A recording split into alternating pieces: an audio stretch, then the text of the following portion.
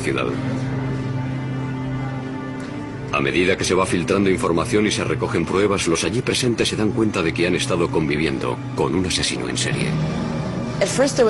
Al principio, nadie se lo podía creer, ni los agentes de policía, ni los vecinos del barrio que estaban allí. Los crímenes de Jeffrey Dahmer aterrorizaron y al mismo tiempo intrigaron al mundo entero. Enseguida se convirtió en uno de los asesinos más famosos de la historia.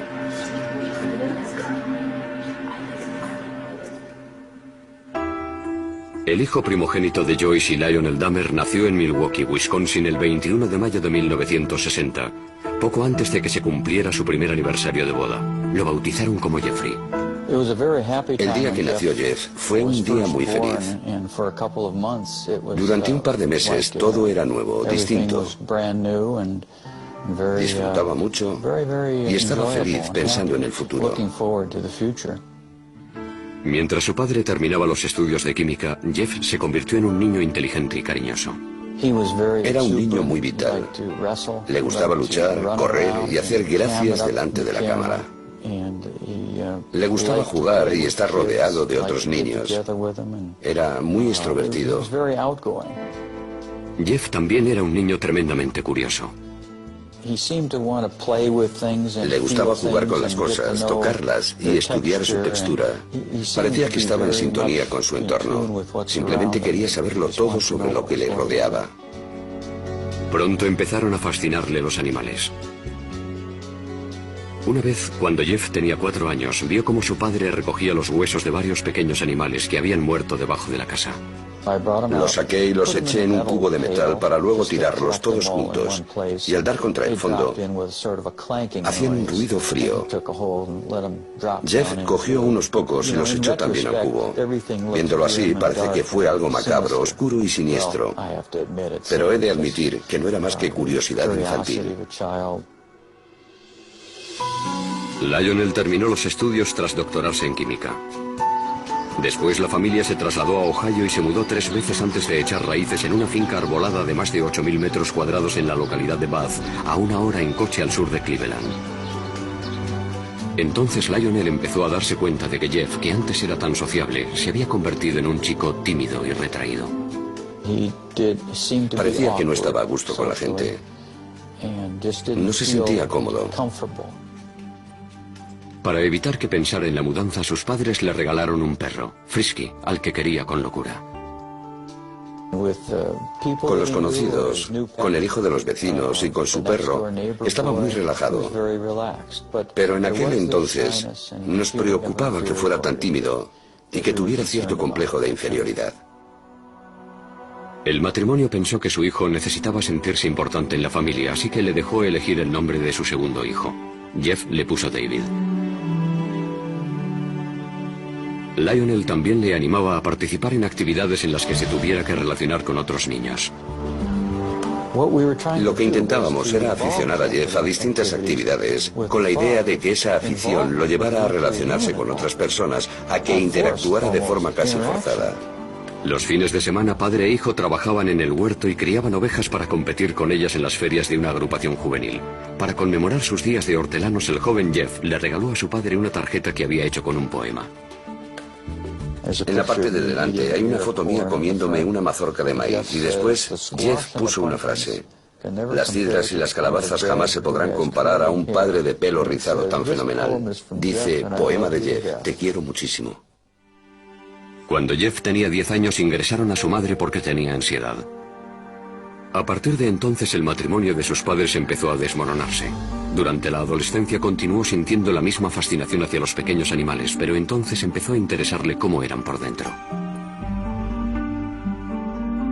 Conozco una historia de la infancia de Dahmer. Fue a pescar con algunos amiguitos de Bath, Ohio.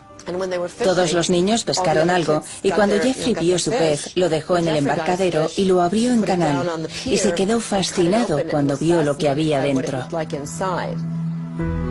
Por otro lado, coleccionaba animales que encontraba muertos en la carretera. Cogía una bolsa de basura y se recorría las carreteras de campo de Ohio en busca de cadáveres. Jeff llevaba el animal que había encontrado al patio de su casa y allí, escondido entre los árboles, lo diseccionaba. Ahora estoy convencido de que aquello fue el principio de la espiral que lo llevó a hacer lo que hizo. Empezó en la pubertad, cuando tienes las hormonas a flor de piel.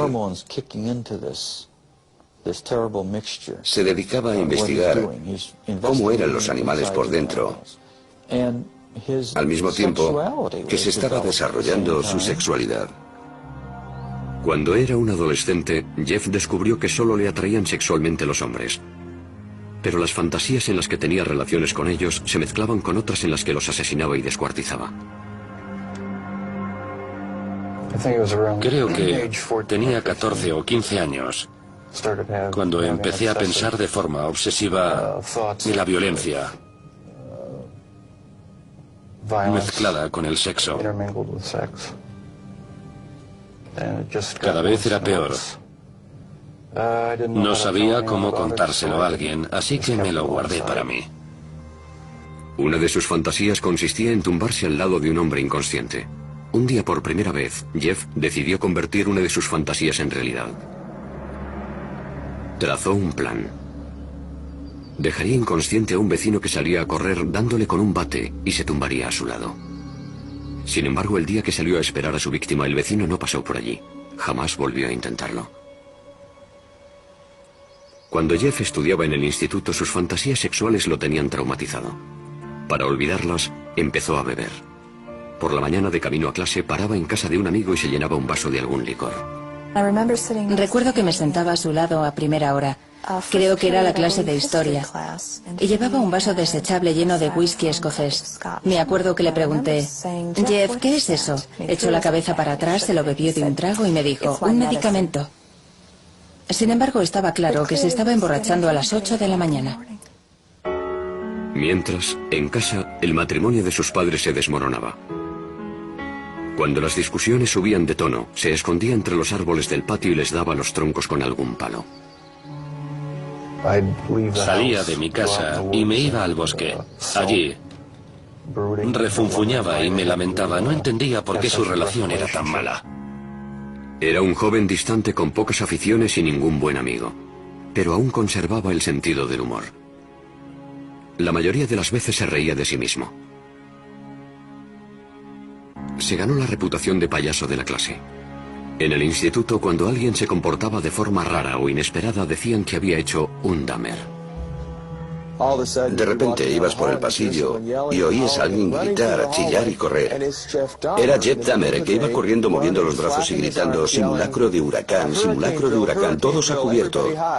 En una ocasión, Jeff les cobró algo de dinero a sus compañeros a cambio de montar un espectáculo en el centro comercial. Una mujer estaba regalando muestras de pipas.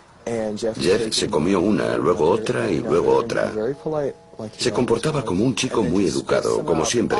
Entonces, de repente, las empezó a escupir y a decir a voz en grito, soy alérgico, soy alérgico. Después se fue corriendo. Durante el primer año de instituto, Jeff fue de excursión a Washington, D.C.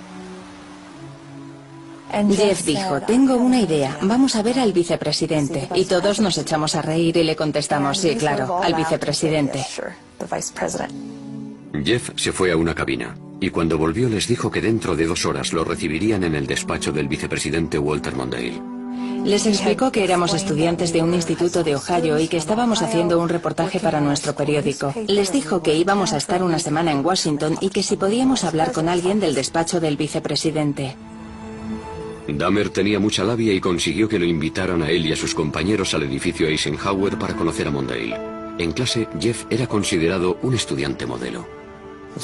Era muy educado con los adultos, vestía muy bien y trataba con mucho respeto a los profesores. También hacía los deberes. Sacaba sobresaliente cuando quería y otras veces se saltaba las clases porque no le interesaban. Sabía ser muy educado y tenía muy buenos modales. Respondía, sí señor, no señor, a los profesores. Poco a poco perfeccionó su habilidad para engañar a los que tenían autoridad sobre él, pero con el tiempo a Jeff dejaron de interesarle las notas y el instituto. Nadie sabía qué se le pasaba por la cabeza, porque no se abría a nadie. No tenía buenos amigos. Y a medida que íbamos pasando de curso, iba dejando a un lado la vida social. En ese instituto cercano a Bath, Ohio, Jeffrey se convirtió en un alcohólico y un marginado. Era objeto de burla del resto de los alumnos. Creo que no conectaba con nadie, que no tenía ningún amigo de verdad. Si no tienes ningún amigo, acabas guardándote muchas cosas y desarrollando muchas fantasías. El siguiente paso es pensar que alguna de esas fantasías puede ser real. Y Jeff ya estaba listo para dar ese paso. Justo después de terminar el instituto mató a su primera víctima. El verano de 1978 empezó para Jeffrey Dahmer con la ceremonia de graduación del instituto. A partir de ahí fue de mal en peor. Sus padres, tras años de terribles discusiones, se divorciaron. El padre de Jeffrey, Lionel, se marchó a vivir a un motel cercano a la casa familiar. Sin que Lionel lo supiera, la madre de Jeff cogió a David, su hijo menor, y se trasladó a Wisconsin. Jeffrey se quedó solo en casa intentando superar la ruptura de sus padres. A Jeff le hizo mucho daño que sus padres se divorciaran. No quería que sus compañeros de clase se enteraran, porque le daba vergüenza. Jeffrey Dahmer tenía 18 años, y como la mayoría de los adolescentes tenía fantasías sexuales. El problema era que en sus fantasías Jeffrey mataba a su amante. Estaba solo en una casa aislada, así que ahora tenía la oportunidad de llevar a cabo esas fantasías. Varias semanas después de la graduación, Jeffrey recogió a un autoestopista que se encontró en la carretera, Stephen Hicks, de 19 años. Ojalá hubiera seguido mi camino, pero no lo hice. Me di la vuelta y lo recogí. Y entonces, la pesadilla se convirtió en realidad. Jeffrey invitó a Hicks a su casa. Bebieron cerveza y pasaron un par de horas juntos. Después, Hicks le dijo que tenía que irse, pero Jeffrey no quería estar solo. No quería que se marchara, así que cogió lo que encontró más a mano, una barra de pesas, le dio en la cabeza y lo mató. Dahmer estranguló a Hicks con la barra. A continuación, con la lucidez suficiente para darse cuenta de que había cometido un asesinato, se puso a ocultar las pruebas. Descuartizó el cuerpo de Hicks con un cuchillo. Había practicado muchas veces con los animales atropellados que recogía. Metió los trozos en bolsas de basura y en mitad de la noche las cargó en el coche para llevarlas al basurero. De camino lo detuvo la policía por pisar la línea continua. Los agentes le preguntaron a Jeff qué llevaba en las bolsas y a dónde iba tan tarde. Jeff estaba atrapado. Sin embargo, había preparado una mentira. Les dijo, es basura, voy a llevarla al basurero. Y el agente no abrió las bolsas. Les dijo que había mucha tensión en su casa y que se le había ocurrido que yendo al basurero se olvidaría un poco de todo. La policía le puso una multa y le dejó marchar. Jeff volvió a casa atormentado por la culpa. Guardó los huesos de Stephen Hicks bajo la casa durante 2 semanas. Después los machacó con un mazo. Luego fue tirando los fragmentos en círculo entre las hojas y la maleza detrás de la casa.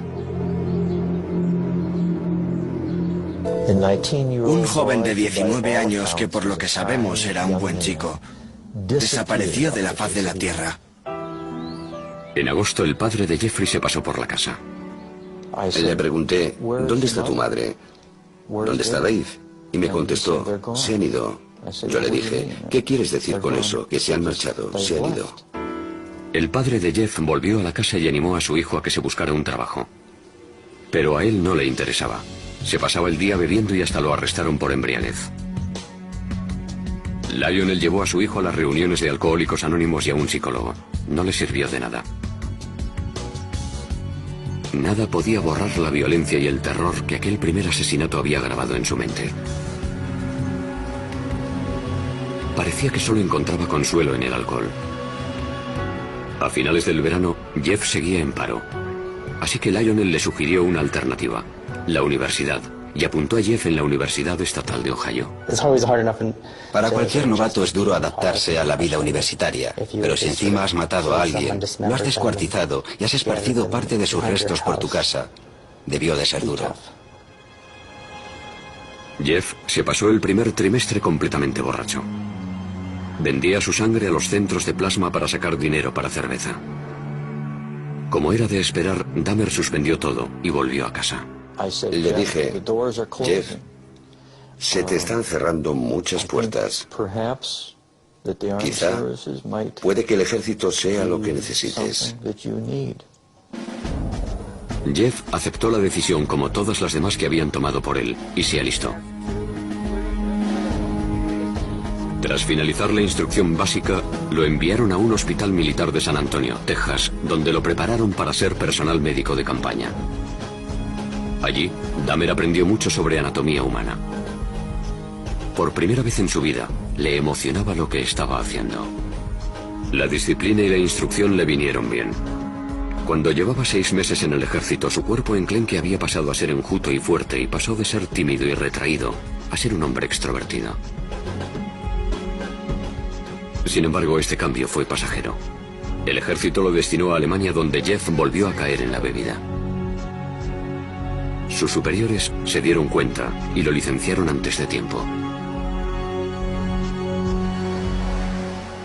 Jeff se marchó directamente a Miami Beach sin comunicárselo a su familia. Encontró trabajo en una sandwichería y se instaló en un motel. Cuando se gastaba tanto en bebida que no podía pagarse la habitación, Jeff empezó a dormir en la playa. Una noche, una rata enorme, se le subió encima y Jeff se llevó un susto tremendo. Aquel día nos llamó y nos dijo que necesitaba dinero. Le dije, no te mandaré dinero, pero sí un billete de avión para que vuelvas a casa. Fui a recogerlo al aeropuerto de Cleveland y llegó con una sonrisa en el rostro. Pero cuando me acerqué a él, me di cuenta de que no sonreía de felicidad, sino porque estaba ebrio. Lionel intentó ayudar a su hijo alcohólico. Intentamos que fuera un psicólogo. Lionel lo llevaba en coche hasta la consulta y veía cómo entraba por la puerta. Tiempo después, Jeff nos dijo que cuando Lionel se marchaba salía por la puerta de atrás y se daba una vuelta por el centro. Sin saber qué más hacer, Lionel mandó a Jeff a vivir a una localidad cercana a Milwaukee con su abuela. Jeffrey estaba más unido a su abuela que a nadie en el mundo. Pasó por un periodo de estabilidad cuando se fue a vivir a su casa. Jeff hizo un esfuerzo por encarrilar su vida. Dejó de beber. Comenzó a ir a la iglesia y luchó contra su tendencia homosexual que él creía inmoral, lo que al final le llevó a fantasear una vez más con el asesinato. Encontró varios trabajos. Primero en un banco de sangre y después en el turno de noche de una fábrica de chocolate. Sin embargo, este estilo de vida, de ir a la iglesia y vivir con rectitud, como él lo llamaba, no duró mucho. Cuando llevaba 3 años viviendo tranquilamente en casa de su abuela, Jeff tuvo que enfrentarse a sus miedos. En la biblioteca, un hombre le entregó una nota en la que le ofrecía favores sexuales. Dahmer le rechazó, pero años después dijo que aquella nota fue un punto de inflexión. Le despertó los deseos sexuales que había reprimido.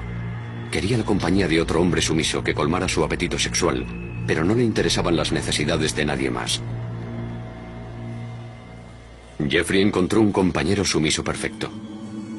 Robó el maniquí de una tienda. Lo tenía guardado en el armario y lo sacaba para masturbarse encima de él. En ese momento, Dahmer ya barajaba la idea de tener una pareja a la que pudiera controlar totalmente. Su abuela lo encontró y le insistió para que lo tirara.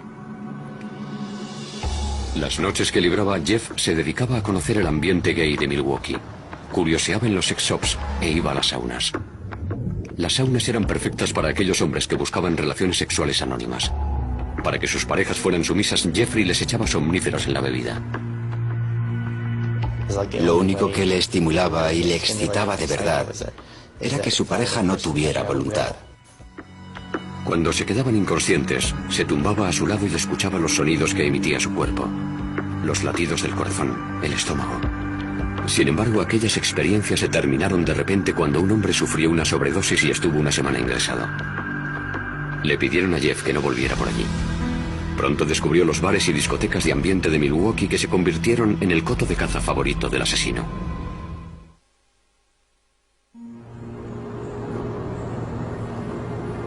A los 20 y tantos años, Jeff estaba afincado en Milwaukee. Vivía en casa de su abuela y era asiduo de los locales de ambiente de la ciudad. Nadie sospechaba que este joven solitario y guapo con cara de niño iba a convertirse en un asesino en serie. Dahmer encajaba en cualquier grupo. Nadie podía decir, debe de ser un loco, ni tiene que ser un asesino. Por eso tenía tanto éxito. No era un tipo repulsivo. Y menos aún en los clubs de ambiente de Milwaukee. Era considerado un tío bueno en la comunidad gay. La gente lo encontraba atractivo. Muchas personas nos dijeron que era la clase de chico al que quieres cuidar y mimar. Sin embargo, Dahmer tenía un gusto muy concreto para los hombres. Los elegía por su cuerpo. Le gustaban los hombres altos, musculosos y delgados. No le importaba que fueran negros, blancos, amarillos, indios o mulatos. Si le parecían atractivos, intentaba ligárselos. En noviembre de 1987, Dahmer conoció a Steve Tuomi, un joven de 25 años en un club del centro llamado 219. Después de tomar unas copas se fueron a pasar la noche al Hotel Ambassador, que estaba muy cerca. Dahmer usó un viejo truco para que Tuomi entrara en ese estado de sumisión que tanto anhelaba. Le eché unos cuantos somníferos en la bebida para dejarlo inconsciente. Solo quería pasar la noche con él. Cuando me desperté por la mañana, tenía los antebrazos llenos de cardenales y él tenía el pecho morado y le salía sangre de la boca. Estaba colgando por un lado de la cama. No recuerdo haberlo matado a golpes, pero debí de hacerlo. Dahmer no se asustó. Salió y se compró la maleta más grande que encontró. Volvió al hotel, metió el cuerpo de Tuomi en la maleta y llamó a un taxi. Bajó la enorme maleta y cuando el taxista la cogió dijo, debe de llevar usted un muerto aquí dentro. Y así era. Dahmer volvió a casa de su abuela y descuartizó a Tuomi en el sótano. A partir de entonces di rienda suelta a mi obsesión. Decidió que tras haber matado a una segunda persona, no volvería a intentar controlar sus deseos, que permitiría que controlaran sus actos por completo, que cedería ante ellos. Después de aquello dedicó su vida a complacer ese deseo sexual tan grande. Dahmer volvió a los clubs con la intención de asesinar y descuartizar a los hombres que conquistara. En la parada de autobús que hay junto al 219 conoció a James Dockstator, un joven de 14 años. Jeff le ofreció $50 por pasar la noche con él y el adolescente aceptó. No le hacía falta secuestrar a nadie ni retenerlo contra su voluntad. Jeffrey Dahmer, al igual que muchos asesinos en serie, era encantador. La pareja cogió el autobús y fue a casa de la abuela de Dahmer. Mientras ella dormía tuvieron relaciones sexuales orales. Después, Jeff drogó y estranguló a su acompañante. Afirmaba que de ninguna de las maneras pretendía hacer daño a nadie, por raro que parezca. Estrangulaba a todas sus víctimas porque le parecía la forma más humana de matarlos. Con Dockstator, Dahmer exploró sus más oscuras fantasías. Escondió el cadáver en el sótano durante una semana y tuvo relaciones sexuales con él. La mayoría de los asesinos en serie son desviados sexuales. El caso de Dahmer es distinto, porque era un auténtico necrófilo. Quería tener relaciones con personas inconscientes o muertas.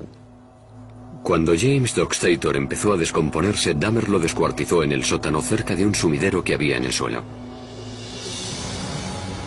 2 meses después, Dahmer conoció a Richard Guerrero, de 22 años, en un bar de Milwaukee. Siguiendo la misma rutina que en ocasiones anteriores, lo drogó y lo estranguló. Pasó unas cuantas horas con el cadáver antes de descuartizarlo y meter los restos del cuerpo en bolsas de basura para que lo recogiera el camión municipal de la basura. La abuela de Jeffrey empezó a preocuparse porque su nieto salía hasta altas horas de la madrugada y tenía un maniquí en la habitación, y porque notaba olores muy extraños en el sótano. Debe de ser perturbador vivir con alguien que piensas que te quiere y que en secreto se dedica a asesinar y descuartizar a hombres en el sótano de su casa. En el verano de 1988 le pidió que se buscara otro sitio donde vivir. Jeffrey alquiló un piso en un barrio del oeste de Milwaukee y aceleró su descenso a los infiernos. Un día se acercó a un niño de 13 años y lo convenció para que fuera a su casa. Lo acarició y el niño se asustó y se fue corriendo. Dahmer fue condenado por agresión sexual. Pero los asesinatos seguían siendo su secreto. Le condenaron a 1 año de cárcel en 3er grado. Podía salir a trabajar en la fábrica de chocolate, pero tenía que pasar las noches en la cárcel. 10 días antes de que se hiciera efectiva la sentencia, Dahmer actuó de nuevo. Conoció a Anthony Sears en La Cache, un club de ambiente, y lo mató. Momificó la cabeza y los genitales de Sears y los guardó en la taquilla de su trabajo. Lionel Dahmer seguía preocupado por lo mucho que bebía su hijo. Escribió al juez solicitando que lo incluyeran en un programa de rehabilitación para alcohólicos. Lionel tenía serias dudas sobre las posibilidades de Jeff cuando saliera a la calle. No lo enviaron a ningún programa y Jeffrey terminó su condena 2 meses antes de lo previsto. Se trasladó a otro barrio humilde de Milwaukee. El alquiler de los apartamentos Oxford era barato y además estaban cerca de los clubs de ambiente. Estaba solo otra vez, así que era libre para alimentar su implacable apetito sexual. 3 semanas después de ser puesto en libertad, Dahmer empezó una orgía de muerte que duró 1 año. Elegía a algunas personas porque nadie las iba a echar de menos o porque llevaban un estilo de vida muy loco. Nadie se dio cuenta de que más de 1 docena de chicos jóvenes había desaparecido. No aparecía ningún cadáver, ni se vivía un clima de miedo en la ciudad. Una vez que comenzó aquella matanza, le dedicó todos sus recursos económicos, tiempo, dinero, esfuerzo, deseos, emociones y pensamientos. Era su mundo secreto. Asesinaba a la gente y la mantenía a su lado. Durante aquella orgía de muerte, Jeff mató a 13 hombres, aunque uno de ellos estuvo a punto de escapar. Dahmer había drogado a Conerak Shintason Fon, un adolescente de 14 años, hermano del niño del que había abusado el año anterior. Mientras Conerak dormía, Dahmer salió a buscar más bebida, y cuando aún no había vuelto el chico se despertó. Salió tambaleándose a la calle, desnudo. Una vecina al verlo llamó a la policía. Milwaukee Emergency Operator 71. Okay, hi, I'm on 25th and State, and this is young man. He is butt naked. He has been beaten up. He is very bruised up. He can't stand. He's study fall out. He is butt naked. He has no clothes on. He is really hurt. Cuando llegó la policía, Dahmer ya había vuelto de comprar cerveza, y al igual que había hecho con la policía de Bath tras su primer asesinato, urdió una astuta mentira. Nada más llegar, interviene y dice que el chico es su amante y que simplemente está borracho, que se lo lleva con él a casa. Llevó a los agentes a su casa y les enseñó las Polaroids que le había hecho al adolescente, las cuales, según él, demostraban que tenían una relación. La policía pensó que el joven de 14 años era mayor de edad y lo dejó con Dahmer. En el informe dijeron que había sido una pelea de amantes. En cuanto los agentes se marcharon, Dahmer asesinó al chico. Los cuerpos se iban amontonando en el piso de Dahmer. Se compró un bidón de 215 litros y lo llenó de un potente ácido para disolver en él las extremidades y los torsos. Después de varias semanas en el ácido, los restos humanos se convirtieron en lodo, que tiró al retrete o por el desagüe de la bañera. Por otro lado, Jeffrey separó la piel de los huesos hirviéndolos en la cocina. Un olor extraño y ácido a muerte invadió el edificio. Muchos de los inquilinos detectaron que el olor procedía de la puerta de Dahmer. Recuerdo que le dije a mi marido, no sé qué estará preparando Jeff, pero es rarísimo. Jeff nunca compraba verdura, así que me preguntaba qué estaría cocinando, porque olía a callos. Los callos tienen un olor muy particular y desagradable. A Dahmer le asustaba estar solo. No quería que sus parejas le dejaran, ni después de haber muerto. Descuartizaba a sus víctimas y les sacaba varias fotos a lo largo del proceso que luego guardaba. Además, conservaba partes de dichas personas como trofeo. Una cosa llevaba a la otra. Cada vez tenía que hacer cosas más extrañas para satisfacer mis instintos. Diseñó un santuario con huesos del esqueleto y calaveras, pero aún no había encontrado a su compañero perfecto. Un hombre totalmente sumiso que estuviera vivo y no se descompusiera. A algunas de sus víctimas, cuando aún estaban vivas, les hizo un pequeño agujero en el cráneo con un taladro y les inyectó ácido en el cerebro. Quería que siguieran con él, pero que apenas tuvieran control sobre su cuerpo y que no pudieran hablar. Según Dahmer, ninguno de estos zombies experimentales sobrevivió más de un día. Puede que en un último intento por mantener a esos hombres a su lado, empezara a comérselos. De este modo, sentía que eran una parte permanente de mí. Además, tenía curiosidad por saber cómo sería. Sentía que iban a convertirse en parte de mí. Comérmelos me producía placer sexual.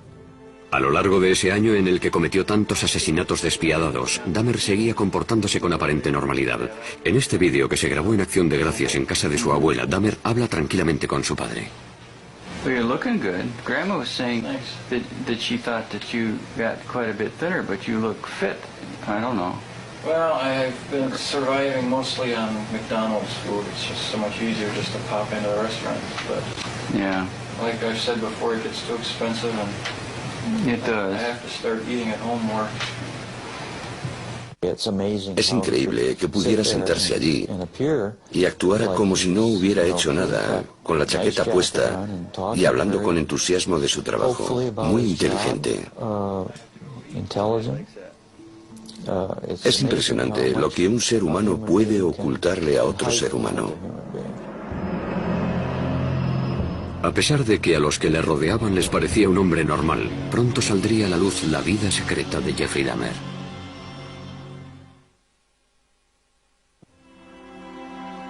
En julio de 1991, la ciudad de Milwaukee descubrió entre sus vecinos a un asesino en serie, el joven de 31 años, Jeffrey Dahmer. Un hombre, Tracy Edwards, logró escapar de los horrores del piso de Dahmer y parar a una patrulla que pasaba por allí. Cuando los agentes entraron en el piso, encontraron 83 polaroids de cadáveres en distintas etapas del proceso de descuartizado. En la cocina, descubrirían cosas aún más impactantes. Cuando los agentes entraron a su casa aquella noche, encontraron la cabeza de una de las víctimas en el frigorífico. También encontraron restos de cadáveres que Jeff había guardado en un congelador. Uno de los agentes abrió el congelador y oyó un grito. Más tarde se dio cuenta de que había sido él el que había gritado. Las cámaras de televisión grababan mientras sacaban lo que quedaba de las víctimas. Un bidón de 215 litros que contenía los torsos de 3 hombres. Un congelador con extremidades y carne, y ollas de metal con manos y genitales momificados. Lo que vimos aquella noche fue horrible. Nadie se podía creer que, en primer lugar, hubiera guardado todo aquello y, en segundo lugar, cómo pudo hacerlo sin que nadie se enterara. ¿Cómo era posible que nadie supiera qué estaba pasando exactamente? Esta vez, no había mentira que pudiera librar a Dahmer de la justicia. Andaba como si se sintiera derrotado. Iba con los hombros caídos y la cabeza agachada. Sudaba muchísimo y emitía una especie de débil quejido, similar al llanto de un bebé. En comisaría, la policía procedió a realizar un interrogatorio maratoniano al supuesto asesino. Al principio, Dahmer culpó a la bebida y dijo que no le habrían pillado si no hubiera estado tan borracho. Estaba claro que tenía miedo. Tenía ojos de terror y la histeria se iba percibiendo en su rostro a medida que se le iban pasando los efectos del alcohol. Se dio cuenta de que había caído el telón. Lo habían cogido. Cuando Dahmer recuperó la sobriedad, empezó a dar horripilantes detalles que nadie se esperaba oír. Dijo lo siguiente: cuando le cuente lo que le voy a contar se va a hacer famoso. Le intenté explicar: mira, Jeff, nada de lo que me digas me va a asustar. Y se rió al oírme. Me contestó: no tienes ni idea de lo que he hecho. Dahmer pasó las siguientes 6 semanas contándoles a los inspectores cómo había asesinado a 17 hombres. La confesión tenía 159 páginas. Para Dahmer fue una experiencia catártica. Por fin pudo sacarse de dentro lo que llevaba escondiendo 13 años. Partiendo de la información de la confesión, los investigadores regresaron a Bath, la ciudad de Ohio donde Dahmer había pasado su infancia. Allí recogieron con un rastrillo los huesos machacados de Stephen Hicks, la primera víctima de Dahmer. El forense del condado de Milwaukee comenzó a unir las cabezas a los cuerpos. Y la policía, la penosa tarea de dar la noticia a las familias. Dahmer se declaró culpable, pero adujo locura. Lo único que tuvo que decidir el jurado fue si estaba cuerdo o no. Era evidente que la defensa iba a alegar locura. ¿Qué iban a alegar si no? ¿Defensa propia? ¿Que no sabían cómo habían llegado los cuerpos hasta su casa? En Wisconsin no se aplica la pena de muerte, así que si el jurado decidía que estaba cuerdo, pasaría el resto de su vida en la cárcel. Si decidía que estaba loco, lo encerrarían en una institución para enfermos mentales. Ni siquiera el propio Dahmer comprendía por qué disfrutaba tanto matando. Jeffrey pensaba que era tan malo que era el propio demonio. Sabía que le sucedía algo malo, aunque no sabía qué. Sin embargo, nunca se había definido como un loco. El hombre que entró en la sala de aquel juzgado de Milwaukee en enero de 1992 parecía completamente normal. Hasta que el inspector Dennis Murphy leyó su confesión. He related this was a person he really liked. He indicated that he had filleted his heart and kept it in the freezer, and he also kept his bicep. He indicated that he had eaten the thigh muscle of this subject, but it was so tough he could hardly chew it. He then purchased a meat tenderizer and used it on the bicep. El padre de Dahmer, Lionel, estaba sentado en la sala al lado de su segunda esposa, Shari, sin poder dar crédito a lo que estaba oyendo. Nadie nos preparó para el golpe, ni nos advirtió de los detalles que íbamos a escuchar. ¿Cómo era posible?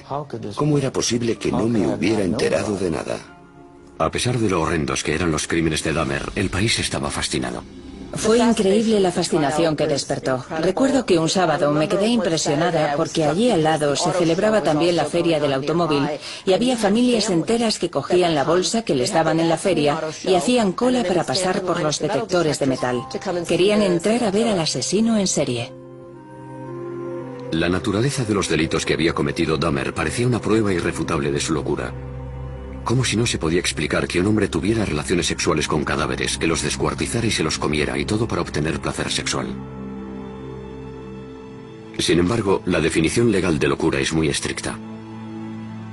Los abogados de Dahmer tenían que demostrar dos cosas: que padecía una enfermedad mental y que dicha enfermedad le impedía diferenciar el bien del mal. La necrofilia, una obsesión que te obliga a tener relaciones con cadáveres, se considera una disfunción sexual. Pero no quiere decir que el sujeto que la padece esté legalmente loco. Adujo que el impulso necrofílico era tan grande que no podía controlarlo. Pero en Estados Unidos eso no se considera un eximente, del mismo modo que no lo es el impulso pedófilo que lleva a un hombre a abusar de los niños. El jurado votó, 10 contra 2, que Jeffrey Dahmer estaba legalmente cuerdo. Algunos parientes de las víctimas de Dahmer asistían al juicio en silencio. Otros lloraban. Antes de dictar sentencia, el juez les permitió hablar ante el tribunal.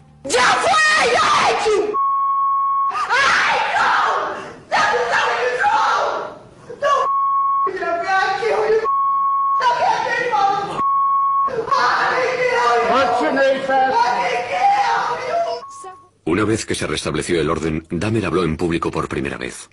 I feel so bad for what I did to those poor families, and I understand their rightful hate. I have seen their tears, and if I could give my life right now to bring their loved ones back, I would do it. I am so very sorry. Muchos dudaron de que la disculpa de Dahmer fuera sincera. Se preguntaban si un hombre que había matado con tanta frialdad tenía conciencia o era capaz de sentir remordimientos. El juez condenó a Dahmer a 937 años de cárcel. Pero el suplicio solo duró unos pocos años.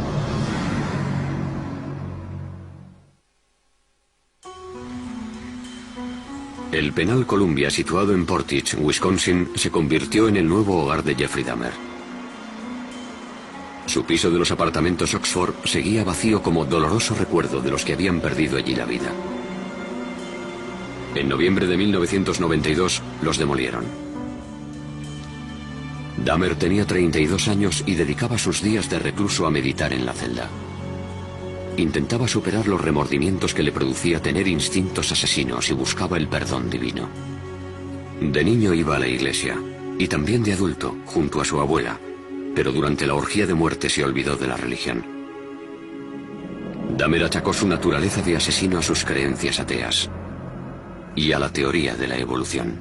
Dijo, si todo es obra de la naturaleza, ¿para qué sirve Dios? ¿Puedo establecer mis propias reglas? ¿Quién es mi Señor? Yo soy mi propio dueño. Sin embargo, Jeffrey vivía en una contradicción porque siempre creyó que la culpa de todo era del diablo, que se había apoderado de su alma. El asesino en serie se planteó entonces qué le pasaría cuando muriera y decidió que quería ser bautizado. En abril de 1994, el sacerdote de la prisión llamó a Roy Radcliffe, ministro evangelista, para que hablara con el recluso. Era una persona muy simpática. Yo siempre tuve la impresión de que estaba hablando con un niño pequeño que tenía el cuerpo de un adulto. Se interesaba y se emocionaba mucho con las típicas cosas que le gustan a los niños. Un mes después, en el centro médico de la prisión, Dahmer fue bautizado en una bañera de hidromasaje. Por el camino pasó al lado de otros reclusos que iban con fregonas, escobas y otros artículos de limpieza. Levantaron la vista y al único que reconocieron fue a Jeff, así que le dijeron como si fueran grandes amigos: «Hola, JD, ¿cómo te va?». Y él contestó: «Me van a bautizar, estoy muy contento». Parecía que Dahmer se estaba transformando en la cárcel. Me preguntaba cosas, me decía, oye, ¿qué tal esto? ¿Qué tal lo otro? Se interesaba y se preocupaba por nosotros. Intentaba ser normal. Se estaba rehumanizando. Sin embargo, Dahmer seguía teniendo oscuras y obsesivas fantasías. En la cárcel admitió que ese instinto seguía dentro de él. Aún sentía el impulso de matar, aún deseaba matar, incluso dentro de la prisión. Seguramente tendré que convivir con él el resto de mi vida. Ojalá se me pasara. Ojalá hubiera una manera de librarme para siempre de estos pensamientos y estas sensaciones. Teresa Smith fue a visitar a Dahmer a la cárcel. Había matado a su hermano Eddie. Lo primero que hizo cuando llegó fue pedirme disculpas por haber matado a mi hermano. Le pregunté, ¿por qué a mi hermano? Me dijo que había visto cómo bailaba Eddie y le había gustado físicamente. Me dijo, me sentía atraído por él. Me contó que lo había estrangulado. Después intentó buscar un método nuevo para conservar el cráneo y el cuerpo. Pero el experimento no funcionó. Así que tuvo que destruirlo.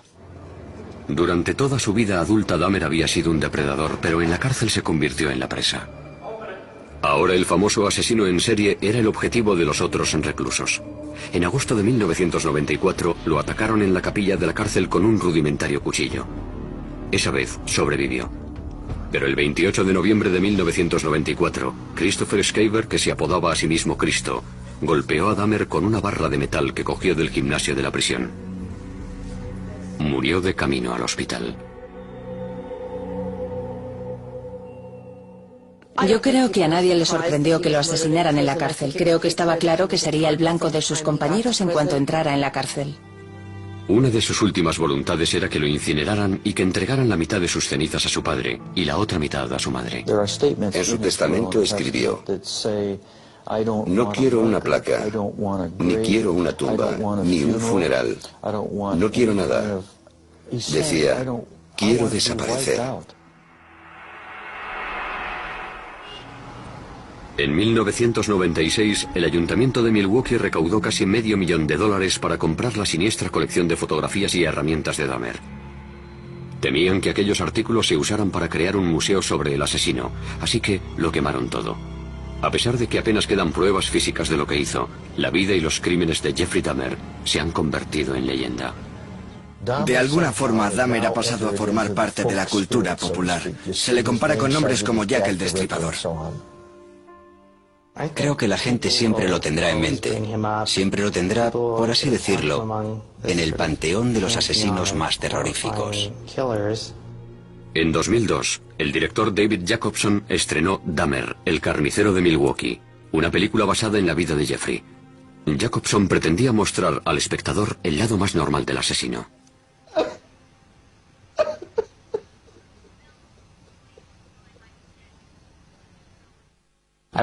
Quería mostrar su lado humano, lo que todos llevamos en nuestro interior. Quería acercarlo a todos nosotros, lo cual puede incomodarnos, pero creo que es muy interesante que el público vea la historia desde ese punto de vista. Los crímenes de Jeffrey Dahmer impactaron al mundo, pero los motivos que le llevaron a cometerlos es lo que continúa fascinándonos. Es un misterio entre los misterios. Un misterio que nunca se resolverá. Aunque siguiera vivo, no creo que fuera posible averiguar qué sentía. Solo tendríamos hipótesis. Eso es lo que le parece más inquietante a la opinión pública. Queremos saber quiénes son estas personas. Nos gustaría ser capaces de identificarlos, de reconocerlos cuando vayan por la calle, pero no sabemos quiénes son. Eso es lo que aprendimos de Jeffrey Dahmer, que nunca se sabe.